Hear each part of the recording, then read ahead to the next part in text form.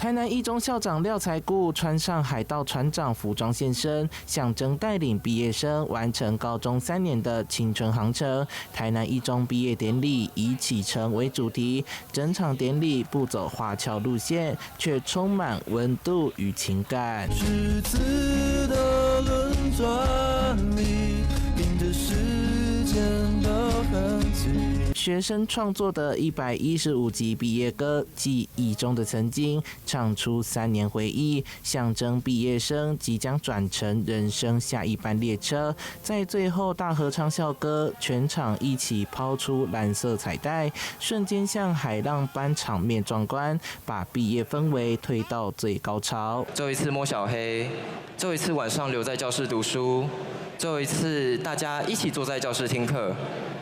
最後一次以台南一中在校生的身份坐在彼此身邊。現在，請帶着滿滿的勇氣，勇敢啟程，祝福115的大家，鵬程萬里，展翅翱翔，畢業快樂。不少校友與嘉賓也都回到母校，共同見證這重要時刻。前立法院院長王金平親自出席，頒發向陽獎給全盲學生蘇崇偉，肯定他在逆境中依然努力向前的精神。祝福我們所有學弟妹們畢業之後一切更順利，未來的成就更能夠讓我們台南一中感到光榮。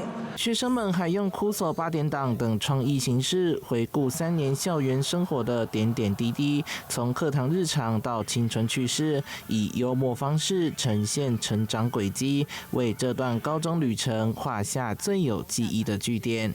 記者收懷談的報道。